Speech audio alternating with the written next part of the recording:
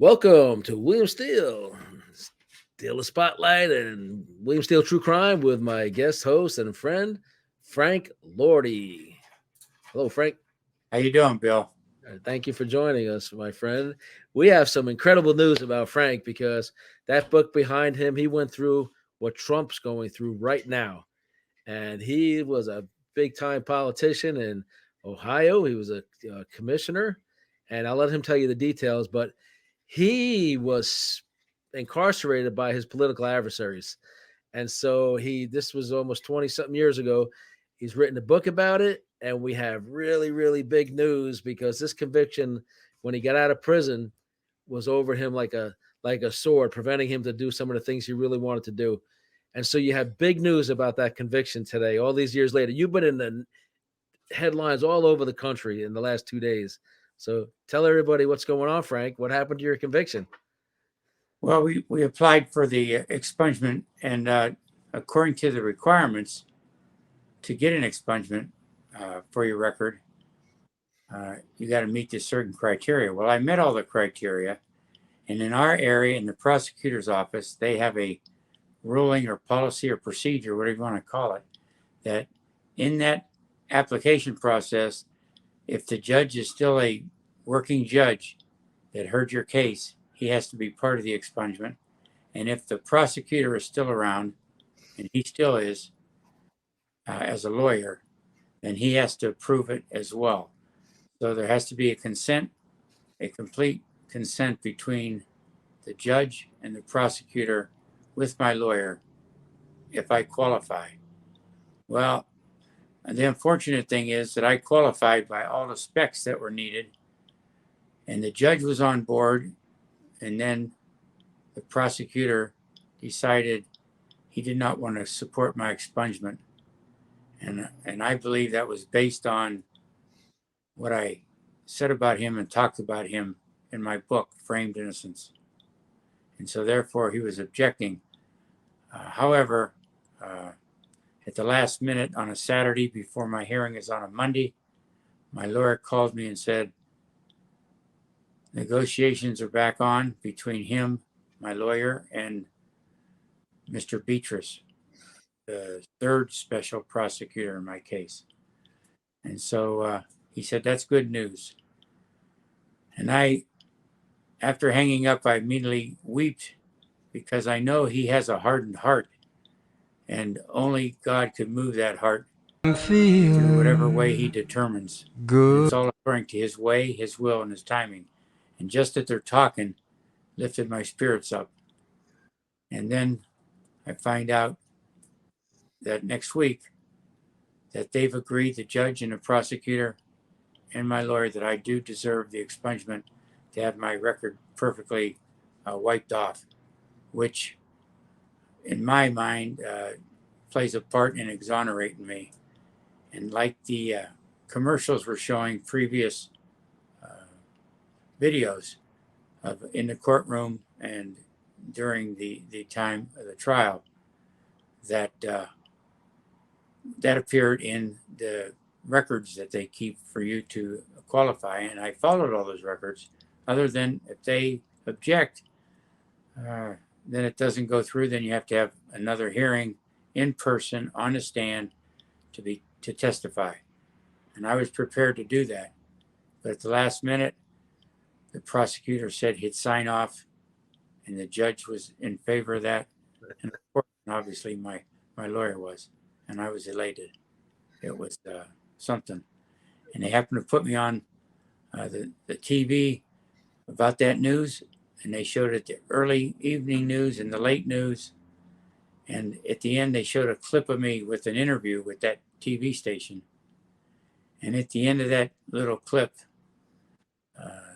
the interviewer, who also was a news broadcaster, said, "It's done. It's like it never happened."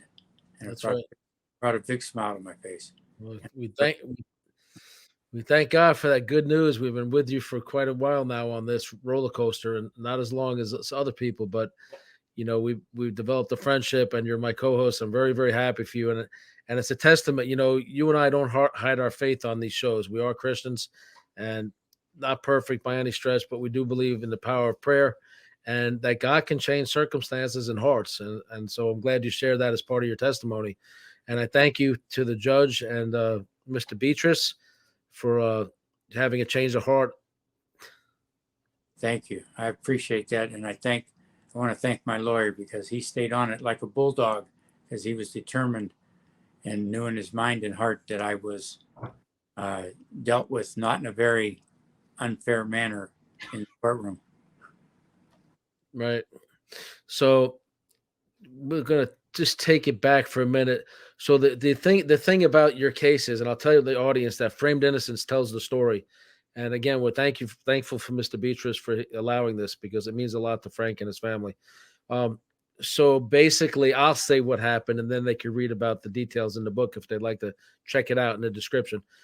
There's a link there. So basically, Frank, correct me if I get anything wrong, you ran for political office for a county commissioner seat, and you ran really strong on an anti-corruption platform, and you won. You unseated the entrenched party, right? Am I correct so far? That's correct, and I just want you to know it's the second time I ran. I knew nothing about politics the first time I ran. Right. I knew that you needed an issue. We had a big issue with the commissioner's office, and two of them were up for re-election. And I was joined by a young city councilman and myself. We ran in two different races, but we were on the same platform about cleaning up corruption, and we would be successful in knocking out our party chairman, who was opposed by our congressman, who was getting 90% of the vote in his races as congressman. He attempted to beat the chairman. He wasn't successful. And we took office and says, how could that be?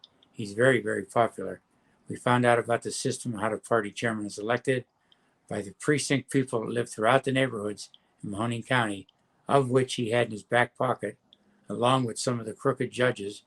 And he served as a lawyer as well. So I got to tell you how successful he was in the courtroom. Right. So just to be clear, that county, I think your biggest city there, where you're located or are located, Youngstown, right? Youngstown, Ohio, and it was said in the papers years when I was a little boy that this was known as the second Chicago. As Little Chicago. We're not going to go over all the details of the case. We're going to make this one real short just to share with my audience that a man who was won on anti-corruption platform literally had the tables turned on him and was, in my opinion, set up. They spent tens of millions of dollars to go after you, and you ended up going to prison for an accusation of $200 or something. But anyway, so here we are all these years later. You tell a compelling story in your book about the drama of using the criminal justice system to go after your political enemies. And Donald Trump's going through the same thing right now all over the place, yet his prosecutors themselves are facing prosecution because of massive corruption. So we're gonna leave it at this for this episode right here. The details are in the book. I just wanted Frank to tell you and let's see his smile, how joyful he is. It's been a bittersweet week for Frank for personal reasons as well. And so we definitely hats off to the prosecutor, Mr. Beatrice. Thank you for your change of heart. And to the judge. And with that, we're going to leave you with this episode of Steel Spotlight. And Frank, thank you for joining us and telling the story. We're going to get this far and wide. Everybody, I'm going to put the book on the screen so you see it a little bigger, but you'll find the link for his book right there, Framed Innocence, His Fight for Justice, in the description. And we're going to be working with him on a part 2 for this book and have the summation of what he's done with his life since and how this expungement actually happened. Thank you for joining us again, Frank. We'll see you in a few minutes to talk about world events and politics. Thank you. Glad to be here. All right.